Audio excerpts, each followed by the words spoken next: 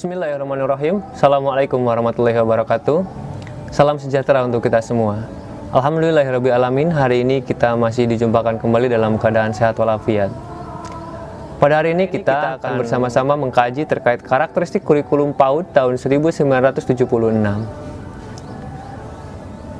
Adapun landasan dari kurikulum PAUD 1976 ini berdasarkan keputusan Menteri Pendidikan dan Kebudayaan Republik Indonesia nomor 54 U 1977.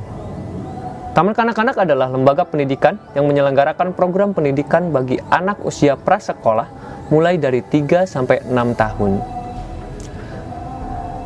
Grade dalam kurikulum 1976 ini, anak usia dini itu berada dalam pendidikan formal, yaitu usia 3-6 tahun saja, sama dengan kurikulum sebelumnya. Kemudian dalam kurikulum PAUD 1976 ini memiliki tujuan. Yang pertama, tujuan umum. Tujuan umum ini memiliki sifat dasar sebagai pribadi yang tanggung jawab dan sebagai warga negara, bahwa anak dibangun agar menjadi manusia yang bertanggung jawab dan mereka layak menjadi warga negara Indonesia. Yang seperti apa?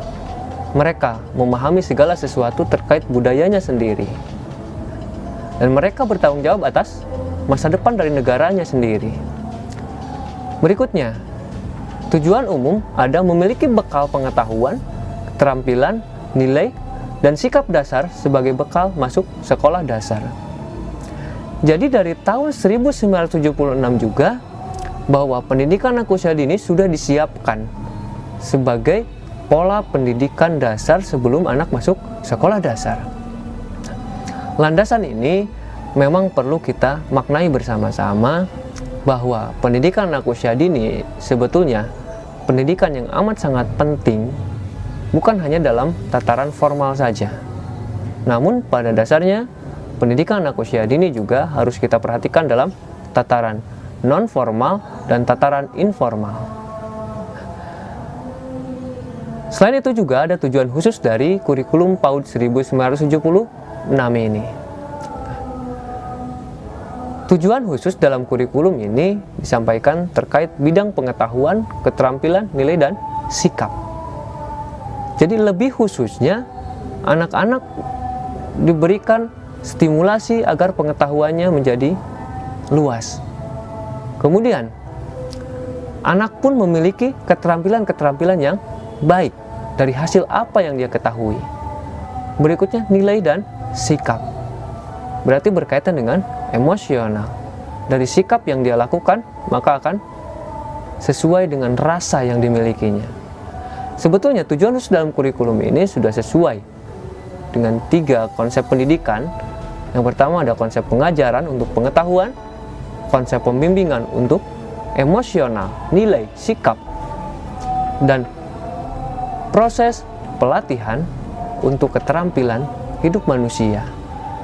Ketiga aspek tersebut antara pengetahuan, rasa, atau nilai, atau sikap yang kemudian disinkronkan akan menjadi keterampilan-keterampilan yang baik. Berikutnya, kurikulum TK tahun 1976 ini terdiri dari 6 bidang pengembangan. Yang pertama, bidang pengembangan pendidikan moral Pancasila. Memang jelas sekali, dari dulu pendidikan anak usia dini sudah menggunakan landasan-landasan Pancasila dalam pendidikan. Berikutnya, kegiatan bermain bebas. Dari dulu sudah diterapkan bahwa anak usia dini merupakan masa kehidupan bermain. Maka diterapkanlah kegiatan bermain bebas dalam kurikulum 1976 ini. Pendidikan bahasa. Anak-anak lebih diarahkan agar memiliki bahasa yang baik. Bahasa ibu yang baik sebagai transformasi alat untuk digunakan agar mereka paham bahasa Indonesia yang baik. Berikutnya, ungkapan kreatif. Ungkapan kreatif ini sama halnya dengan kurikulum sebelumnya, bahwa dalam kurikulum TK tahun 1976 pun ada ungkapan-ungkapan kreatif yang berkaitan dengan seni dan rasa yang diterapkan dalam kehidupan. Berikutnya, pengenalan lingkungan hidup. Itu memang sudah ada dikenalkan dari dulu juga. Berikutnya, olahraga pendidikan. Jadi ada olahraga tapi ada edukasinya, ada pendidikannya. Berikutnya, pendidikan dan pemeliharaan kesehatan. Itu sudah ada dari dulu. Kemudian pendidikan skolastik, sama halnya. Anak-anak memahami konsep-konsep berhitung, membaca, dan menulis. Konsep di sini bukan berarti anak itu harus bisa membaca, menulis, dan berhitung. Sama halnya dengan kurikulum sebelumnya, bahwa anak usia dini mereka harus mampu memahami dasar-dasar menulis, dasar-dasar membaca, dan dasar-dasar menghitung. Seperti apa dasar-dasarnya? Muncul pada keinginan, muncul pada minat anak untuk membaca, minat anak untuk menulis, dan minat anak untuk menghitung. Bukan anak harus membaca, menulis, dan menghitung. Berikutnya ada karakteristik kurikulum 1976. Yang pertama, tetap menganut prinsip pendidikan. Bahwa prinsip pendidikan adalah membangun manusia-manusia yang bermoral. Kemudian mengenal tujuan institusional. Tujuan institusional itu seperti apa? Sekolah memiliki tujuan-tujuan yang jelas. Karena adanya sekolah secara formal, maka jelas pula tujuan pendidikan itu ada di sekolah tersebut. Yang di dalamnya ada tujuan kurikuler dan instruksional. Kemudian, struktur program terdiri dari bidang pengembangan. Yang tadi ada 8 bidang pengembangan tersebut. Berikutnya, metode digunakan. Metode unit yang dikembangkan melalui pusat minat. Jadi, metode yang digunakan dalam proses kegiatan belajar anak-anak lebih terpusat pada minat mereka. Bukan memaksa mereka, bukan memaksa anak-anak harus bisa segala sesuatu, tapi memberikan fasilitas atas minat dari apa yang anak mau lakukan dalam kegiatan belajarnya. Berikutnya ada evaluasi. Bagaimana evaluasi? Kegiatan-kegiatan yang dijadikan sebagai acuan untuk kegiatan tindak lanjut menuju lebih baik. Terakhir, ada 3 pengelompokan dalam kurikulum 1976. Kelompok dalam pendidikan anak usia dini pada tahun 1976 ini, yang pertama ada tingkat A, yaitu usia 3-4 tahun.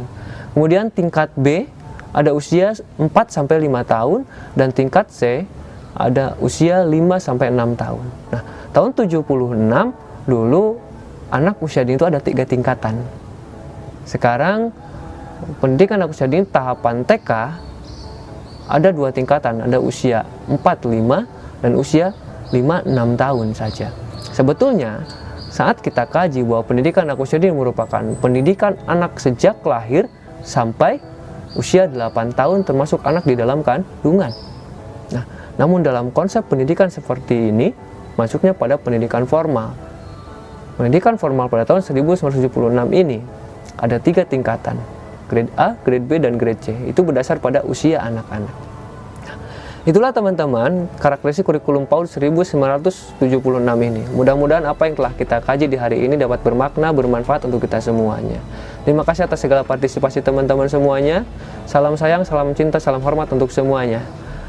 Demikian dari saya. Sebelum saya pamit undur diri, mari kita teriakan bersama, aku bahagia hari ini. Assalamualaikum warahmatullahi wabarakatuh.